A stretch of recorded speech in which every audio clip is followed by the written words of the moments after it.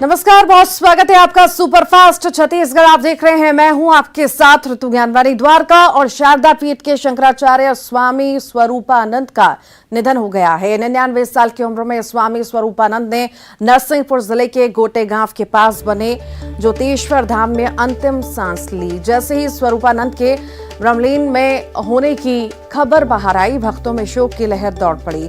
आश्रम में बड़ी संख्या में उनके भक्त पहुंचे। शंकराचार्य के निधन पर पीएम नरेंद्र मोदी, सीएम भूपेश बघेल ने ट्वीट कर शोक जताया। उन्होंने कहा कि पूज्य जगत गुरु शंकराचार्य स्वामी श्री स्वरूपानंद सरस्वती जी महाराज के देव लोक गमन का दुखद समाचार प्राप्त हुआ। ऐसे महान संत पृथ्वी को आलोकित करते हैं। उनके श्री चरणों में बैठकर आध्यात्म का ज्ञान और आशीर्वाद के क्षण सदैव याद आएंगे।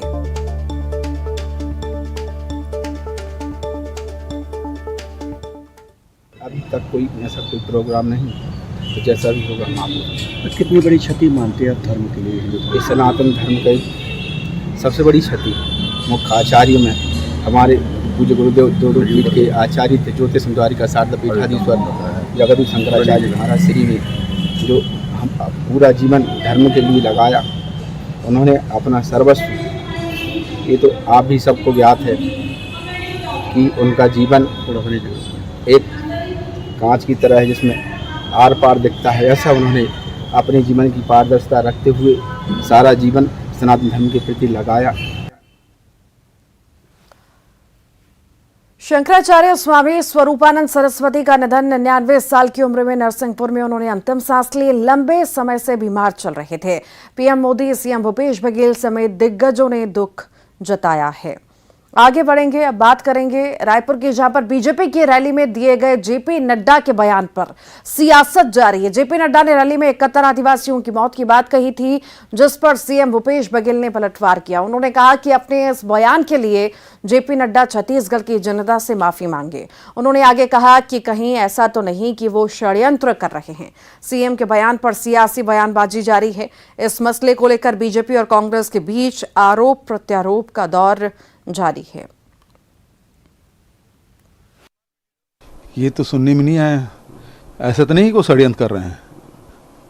दिमाग में हो कि होने वाला है, उसके पहले बोल दें, तो हो सकता है उसके दिमाग में इस प्रकार की बातें हों, और फिर षड्यंत्र करने में तो उनका कोई मुकाबला है ही नहीं। और छत्तीसगढ़ में इस प्रकार की अभी कोई घटनाएं हुई नहीं। इनके शासनकाल में जरूर सब ग्रामीण, राजनीतिक, जवान, सबकी मौतें हुई है। तो ये सफ़ेद झूठ बोलने में बड़े माहिर हैं। छत्तीसगढ़ की जनता से माफ़ी मांगना चाहिए, आदिवासियों से माफ़ी मांगना चाहिए। इस प्रकार से कोई घटना घटी नहीं है जिसका उल्लेख वो कर रहे थे, और नड्डा जी किसको माफ़ी मांगनी, इतना बड़े झूठ। ये ट्वीट की राजनीति बंद करिए। ये लगातार जो है धर्मांतरण के नाम पे जो हत्याएं हो रही है, हमारे अपने लोग, बहुत सारे लोग उसके अंदर में मारे गए हैं। इसका जिम्मेदार कौन है? और पूरे छत्तीसगढ़ की फिजा को बदल दिया, बस्तर की फिजा को बदल दिया। वहां पर जो है जिस प्रकार की हत्याएं हो रही है लगातार, और उसके जिम्मेदार कौन है? उसको कहां पे हुआ, क्या हुआ, प्रश्न कर रहे हो आप खुद जाकर देखिए। बस्तर के अंदर में जाइए, कांकेर के अंदर में आप कितनी हत्याएं हुई है। मुख्यमंत्री श्री भूपेश बघेल की जो आशंका है, उस आशंका वह आशंका उचित है कि कहीं ऐसा नहीं कि कोई षड्यंत्र किया जा रहा है आदिवासियों के खिलाफ, क्योंकि इसके पहले भी जब भारतीय जनता पार्टी की सरकार थी तो बड़ी संख्या में छत्तीसगढ़ में आदिवासी मारे गए थे। हमारे नेताओं के खिलाफ षड्यंत्र किया गया था। जीरम में हमारे नेताओं की दुर्दांत हत्या की गई थी। तो ऐसे में एक भारतीय जनता पार्टी के जिम्मेदार नेता द्वारा यह कहना कि 71 आदिवासी मारे गए थे, ये सिर्फ जुबान फिसलने की बात नहीं है, कहीं न कहीं साजिश की बू तो है इसमें। रायपुर में आरएसएस की समन्वय बैठक चल रही है, बता दें आपको। और समन्वय बैठक को लेकर के समन्वय बैठक में कई सारे मुद्दों को लेकर चर्चा हो रही है। मोहन भागवत मौजूद हैं, जेपी नड्डा मौजूद हैं। आरएसएस की समन्वय बैठक जारी है और मोहन भागवत की अध्यक्षता में यह बैठक हो रही है।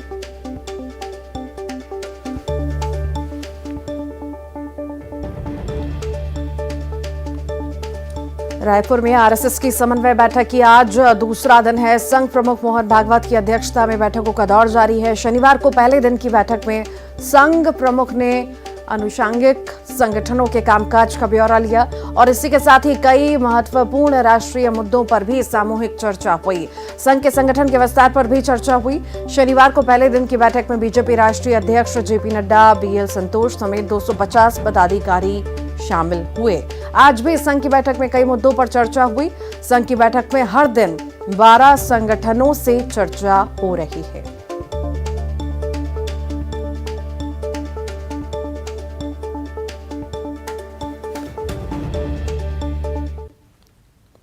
छत्तीसगढ़ में धान खरीदी की शुरुआत से पहले ही घमासान शुरू हो चुका है। प्रदेश में 1 नवंबर से धान खरीदी शुरू करने की मांग उठने लगी है। छत्तीसगढ़ किसान मजदूर महासंघ से जुड़े कई संगठनों ने इसकी मांग की। किसान संगठनों का कहना है कि अक्टूबर से धान की कटाई का कार्य प्रारंभ होता है। उन्होंने कहा कि 1 नवंबर से धान खरीदी की शुरुआत होती है तो किसानों को राहत मिलेगी। तो वहीं बीजेपी ने किसानों की मांग का समर्थन किया और सरकार से नवंबर से धान खरीदी करने की मांग की। तो वहीं कांग्रेस ने बीजेपी पर पलटवार किया। कांग्रेस ने कहा कि बीजेपी धान खरीदी पर महज सियासत कर रही है।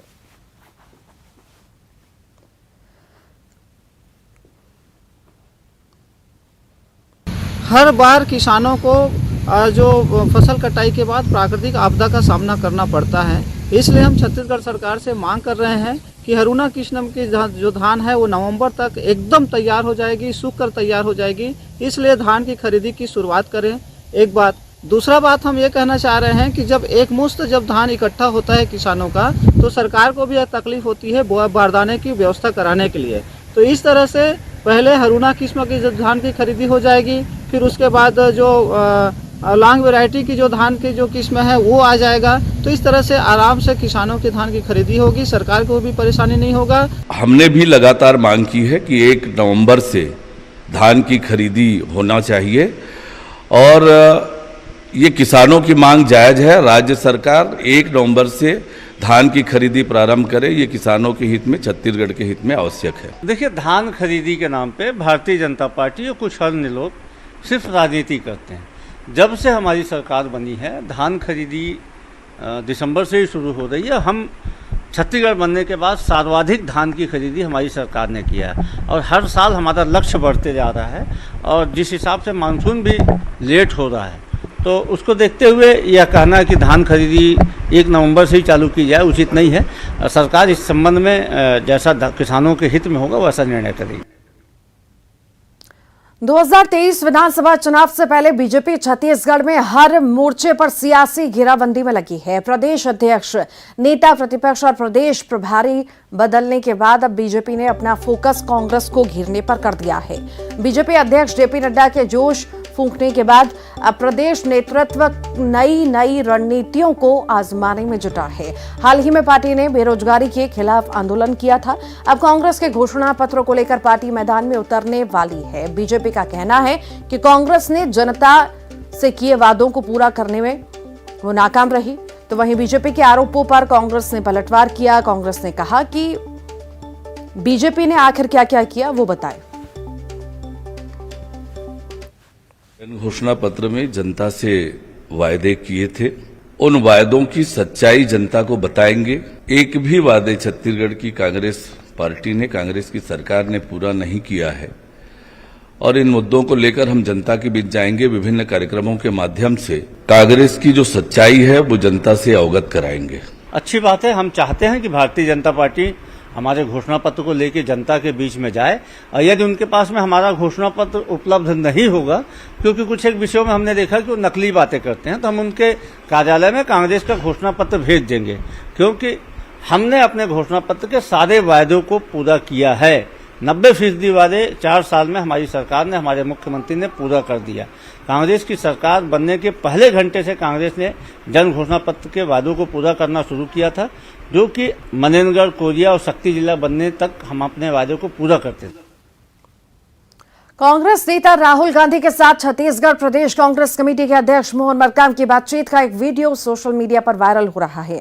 वायरल वीडियो में पीसीसी अध्यक्ष मोहन मरकाम राहुल गांधी के साथ बैठक करके चाय पी रहे हैं और एक दिन में 50 किलोमीटर चलने की बात कर रहे हैं। दोनों की बातचीत के वीडियो पर बीजेपी नेता तंजका साहब, बीजेपी सांसद सुनील सोनी ने कहा कि यह भारत जोड़ो नहीं बल्कि कांग्रेस छोड़ो यात्रा है, जिस पर कांग्रेस ने पलटवार किया।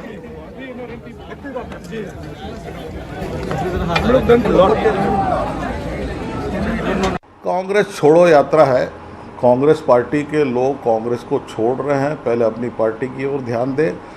देश के इतिहास को राहुल जी पढ़े और देश को समझें, उसके बाद में खूब यात्रा करें।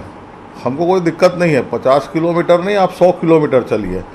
यंग हो, चलना चाहिए, आपकी सेहत अच्छी रहेगी, लेकिन भारत की सेहत को खराब ना करें। देखिए, भारतीय जनता पार्टी पदयात्रा के मर्म को नहीं समझ सकती। भारतीय जनता पार्टी रथ यात्रा करती है और रथ यात्रा के नाम पे इस देश में विघटन पैदा करना भारतीय जनता पार्टी का पुराना स्ट्रगल रहा है।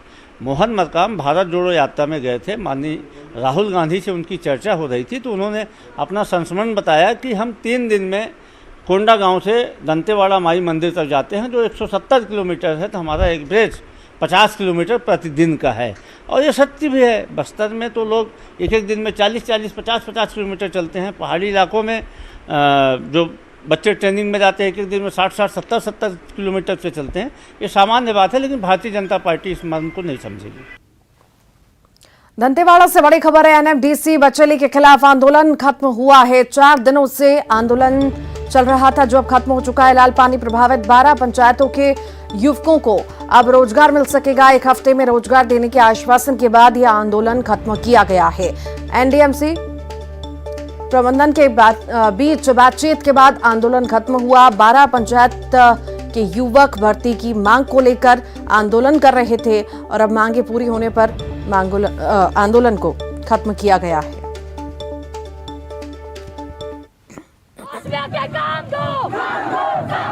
काम नहीं तो रेल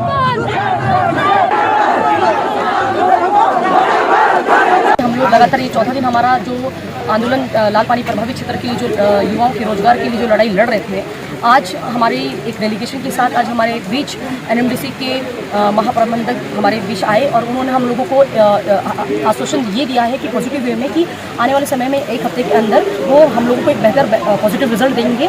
और हम लोगों को आश्वासन दिया कि हम आपके साथ अब खिलवाड़ नहीं करेंगे। जो यहाँ के क्षेत्र का जो अधिकार है वो उनको डेफिनेटली मिलेगा। और हमें एक हफ्ते का समय मांगा गया है। और हम लोग भी, चूँकि एनएमडीसी हमारा इतना बड़ा जो नवरत्न कंपनी है, जो प्रोडक्शन लगातार 4 दिन से बंद था, तो हम लोगों को और भी लोगों से मांगा है कि नहीं, प्रोडक्शन मतलब ये लॉस हो रहा है कहीं ना कहीं। तो हम लोग भी उस चीज़ को समझते हुए कि प्रोडक्शन में कोई नुकसान ना हो हमारे, क्योंकि सरकार का कहीं ना कहीं लॉस होता है, उसको देखते हुए हम लोगों ने भी उनको 1 हफ्ते का समय दिया है कि अगर 1 हफ्ते में वो लोग हमको पॉजिटिव रिजल्ट देते हैं तो हम लोग उसमें आगे चलेंगे। और अगर नहीं मिलता है हमको पॉजिटिव रिजल्ट तो डेफिनेटली ये जो आंदोलन है फिर वो वापस स्टार्ट होगा। और जब तक हमारा अधिकार नहीं मिलेगा तब तक हम ये लड़ाई लड़ते रहेंगे। बातचीत हुई है और काफ़ी बातचीत जो है सकारात्मक रही और सौहार्दपूर्ण वातावरण में बातचीत हुई है। और हमने जो है इनको आश्वासन दिए हैं कि इनका जो है 1 हफ्ते के अंदर जो है हमने इनको और पुनः इसको विचार करके एक बार इनको अवगत कराएंगे इनका प्रोग्रेस को, प्रगति को करके। और मैं इनसे अनुरोध किया हूँ हमारे जो है जिला पंचायत जज सुश्री मल्लिका कर्मा मैडम से कि जल्दी से जल्दी हमें जो है इस आंदोलन को हम समाप्त करें और हमारे एनएमडीसी के उत्पादन को जल्दी से जल्दी हम चालू कर सकें। और ग्रामीणों के विकास के लिए हम हमेशा तत्पर है, जागरूक है। लाल पानी प्रभावित जो गांव हैं इनमें हम जब भी हम जो है इनका हम आवश्यकता पड़ेगी हमको जो है कभी भी हमको अनस्किल्ड लेवल में, तो सबसे पहले हम इनका प्राथमिकता हमेशा देंगे। और आइए बात करते हैं विसर्जन झांकियों की। आप अपने टीवी स्क्रीन पर विसर्जन झांकियों की 3 तस्वीर देख रहे हैं। पहली तस्वीर रायपुर की है, दूसरी कांकेर और तीसरी तस्वीर कोंडागांव जिले की है। देखिए, धूमधाम से विसर्जन की ये तस्वीरें हैं। अलग अलग जगह की रायपुर, कांकेर, कोंडागांव की तस्वीरें हैं, जहां पर बड़ी ही धूमधाम से गणपति बप्पा का विसर्जन किया जा रहा है। उत्साहित लोग नजर आ रहे हैं, ढोल नगाड़ों पर नाचते हुए नजर आ रहे हैं और बप्पा को विदाई दे रहे हैं। अलग अलग तरह की खूबसूरत झांकियां निकाली गई विसर्जन के दौरान और जो आकर्षण का केंद्र रही, बड़ी संख्या में लोग ये झांकियां देखने के लिए पहुंचे। उत्साहित लोग नाचते गाते नजर आए। रायपुर से बड़ी खबर है। राजधानी में थोड़ी देर में अब विसर्जन झांकियां निकलेंगी। रात 9 बजे से शारदा चौक से झांकियां निकलेंगी। रात 8 बजे से नगर निगम से झांकियों को नंबर मिलेगा। जिला प्रशासन ने झांकियों का रूट भी तय कर दिया है। सभी जगहों पर सुरक्षा के पुख्ता इंतजाम किए गए हैं।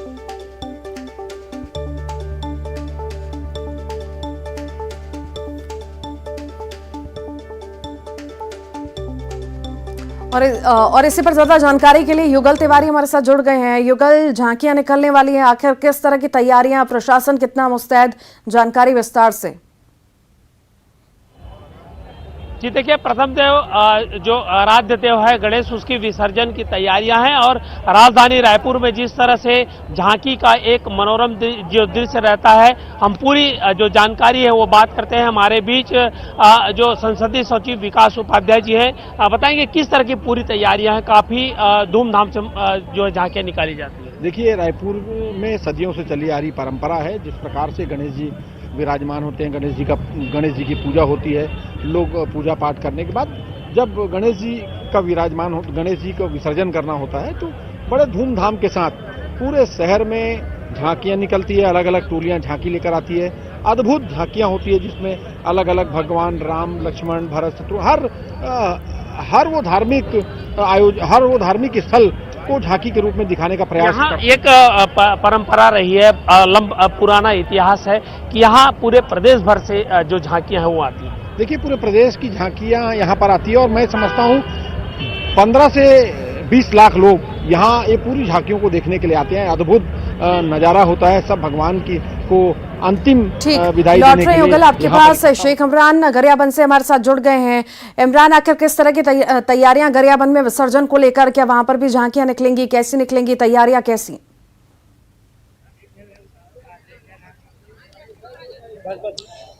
जी ऋतु जी, देखिए गरियाबंद में देखा है विघ्नहर्ता मूर्ति का शोभा यात्रा निकाली गई थी और पूरे नगर में भ्रमण करने के बाद शहर में अलग अलग स्थानों में विराजमान विघ्नहर्ता की मूर्ति आज नदी में आ गया है और यहाँ विसर्जन किया जाएगा। और देखिए कि यहाँ पे तमाम लोग यहाँ पर मौजूद हैं और विघ्नहर्ता की विदाई के मौके पर शोभा यात्रा निकले थे। तो गजब का उत्साह अगर है तो कोविड-19 के बाद देखने को मिल रहा है भक्तों को। ठीक, बहुत शुक्रिया इमरान युगल आपका जानकारी को साझा करने के लिए।